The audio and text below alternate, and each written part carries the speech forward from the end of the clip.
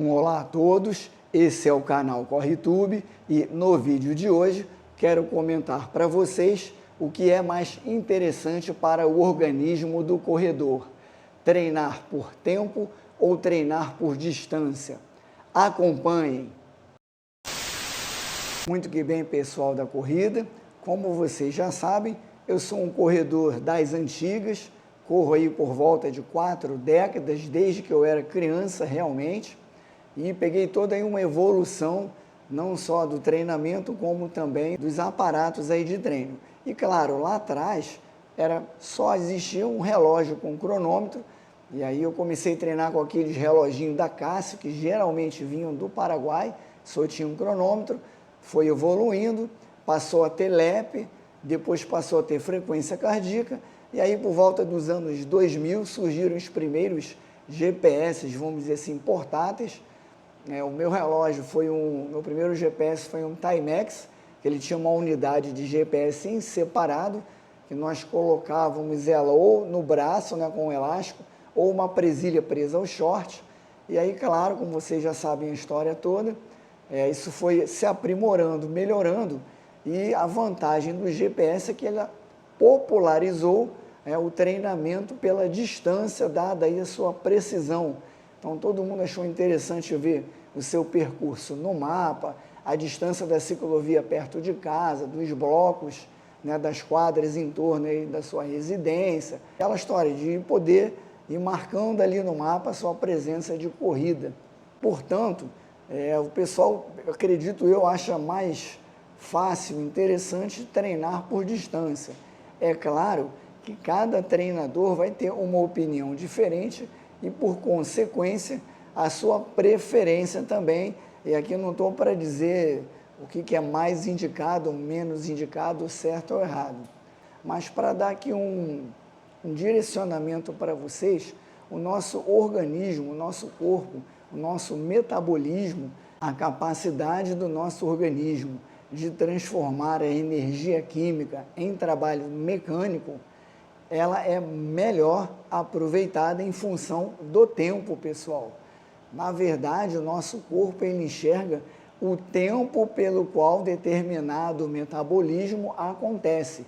Seja esse metabolismo mais intenso, a capacidade vai ser por um tempo reduzido.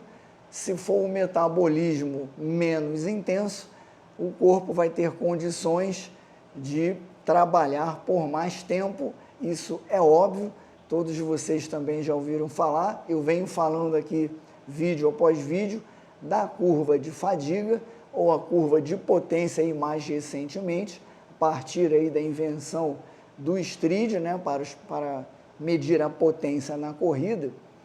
E sabendo disso, como que funciona esse gráfico? É o trabalho realizado em função do tempo e daí a medida de potência que eu venho sempre aqui enfatizando, que ela é medida em watts, que é uma tradução do gasto calórico do trabalho realizado por segundo. Dito isso, eu quero complementar, por exemplo, que tem um jargão no treinamento aí com relação à intensidade do trabalho, do metabolismo, que é uma sigla aí, por exemplo, P1, P10, P30, P49, P100, que é a potência, que curiosamente, né, também tem a letra P aí para pace. Então, se você tem a potência, está lá, P10, a maior potência que você consegue sustentar por 10 minutos. Ou também poderia ser o pace mais rápido para 10 minutos e assim sucessivamente. P30, o pace mais rápido, né, o maior pace que você consegue segurar 30 minutos. P60.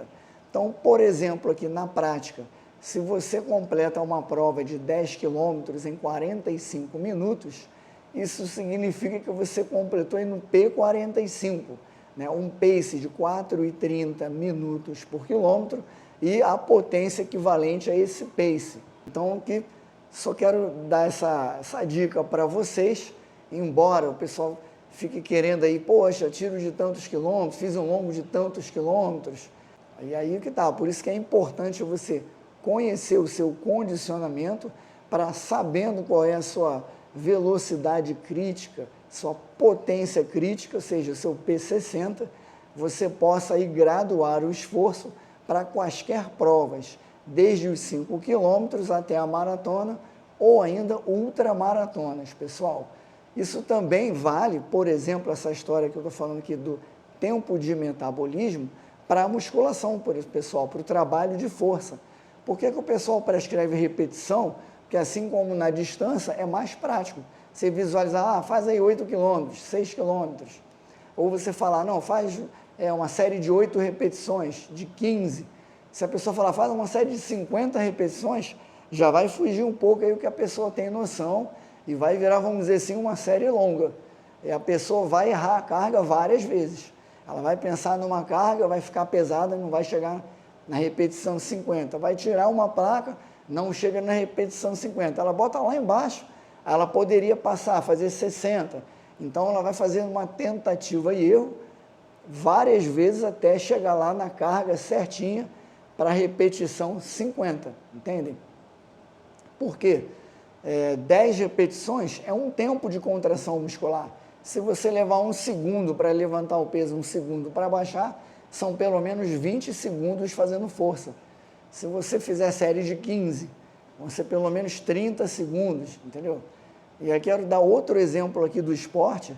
Nos anos 2000, né, eu frequentei lá a equipe de remo do Vasco da Gama, aqui na Lagoa Rodrigo de Freitas, no Rio de Janeiro, e lá era comum, eu fiquei abismado na época, porque o remo ele é uma raia fixa de 2.000 metros, e essa prova leva aí, a depender se tem uma pessoa no barco até 8, né? Vamos botar aí de 8, 10 minutos, então um tempo de metabolismo intenso para 8 minutos, vamos dizer assim.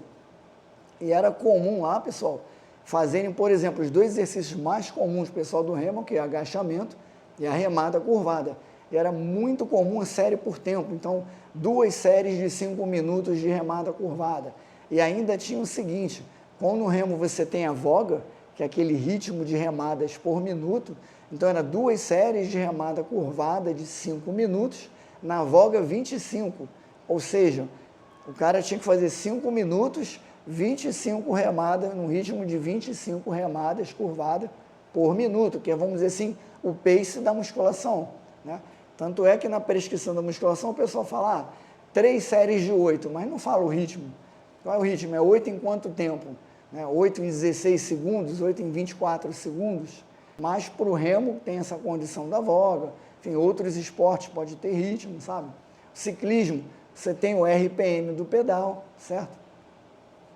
Então, isso aí se aplica a toda atividade muscular de quaisquer modalidades desportivas. Na corrida não é diferente. Então, eu queria deixar aqui hoje só essa ideia. Hoje, em 2024, o que tem de mais interessante assim, para avaliação de condicionamento na corrida é justamente isso. Você conhecer pelo menos 2 pontos da sua curva de fadiga, em geral aí P3, P10, um terceiro ponto também é interessante, aí P20, então um ponto até 3 minutos, um ponto até 10, um ponto de 20 a 40 minutos, e aí você consegue deduzir o P60, e daí sim, como eu venho falando também em outros vídeos, você vai ter a sua zona-alvo de treino atualizada, bem como a intensidade das provas de 5K, né, até a maratona, que são aí as principais provas de rua. Certo, pessoal? Bem, eu gostaria de saber de vocês, se vocês treinam mais pela distância, mais pelo tempo, ou é um ciclo semanal misto, tem longos que vocês vão por tempo, ou por distância, ou faz intervalado por tempo. Inclusive, eu chamo a atenção aqui para um dos métodos de treino, que é o tempo treino, pessoal. Por que é o tempo treino? Você realiza um determinado metabolismo ali intenso, por uma determinada quantidade de tempo. E semana a semana você vai dando um pequeno acréscimo de tempo, isso vai exigindo, te capacitando, melhorando o seu condicionamento, por conseguinte, a sua capacidade de manter aquele metabolismo. Geralmente, é na zona 3, próxima ao limiar anaeróbio, certo? Bem, dito tudo isso, aguardo aí vocês nos comentários. Bem, esse foi o vídeo de hoje. agradeço pela sua audiência e também pela sua inscrição. Veremos mais sobre corrida adiante. Um forte abraço e até o próximo vídeo, se Deus quiser.